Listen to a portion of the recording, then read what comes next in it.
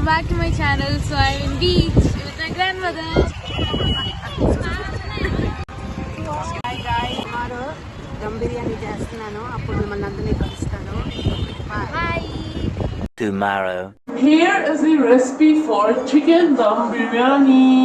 Magnet చేసిన chicken, అల్లం వెల్లుల్లి పేస్ట్, ధనియాల పొడి, జీలకర్ర పొడి, నెక్స్ట్ ఉల్లిపాయ, టమాటా పేస్ట్, దహి, పెరుగు అన్నీ కలిపేసి ఉప్పు, మసాలా, కారం, మ్యాగ్నేట్ చేసిన చికెన్.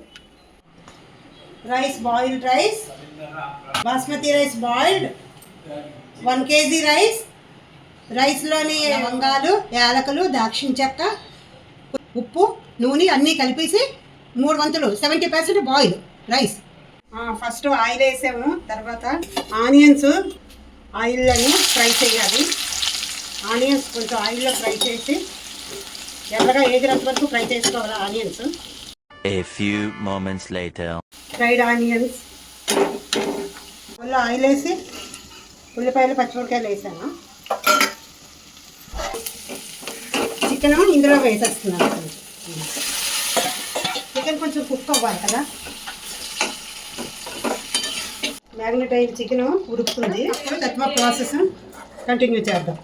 బాయిల్ అయ్యాక చికెన్ ఇలాగ ఉంటుంది.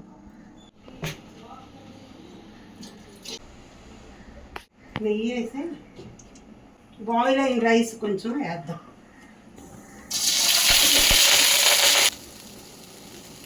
బాయిల్ అయిన రైస్లోని చికెన్ కొంచెం ఇలాగా వేసేస్తాము.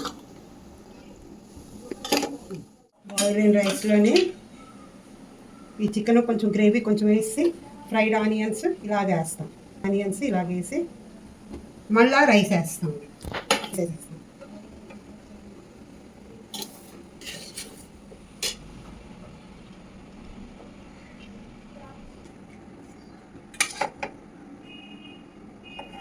కొంచెం నెయ్యి ఇలా వేస్తే కొంచెం జీడిపప్పు ఇలా పైకి వేసేసి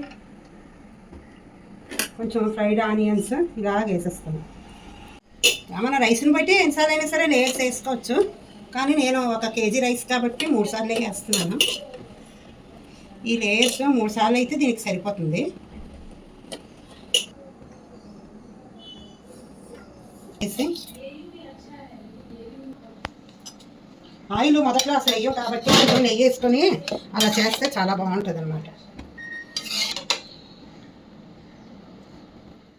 జీడిపప్పు వేసి కొంచెం కుట్టిపోయాక ఒక్కసారి ఇలా కలిపేస్తే చాలా బాగుంటుంది. ఇది ఇలా చేసి చూడండి మీరు, ఎంత టేస్టీగా ఉంటుందంటే అంత టేస్టీగా ఉంటుంది.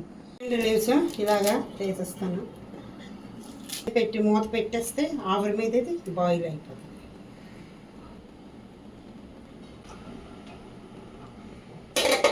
ఇది చేస్తే ఒక 5 నిమిషాలు పోతే కొంచెం కింద మీద కలిపేస్తే అయిపోయినట్టే.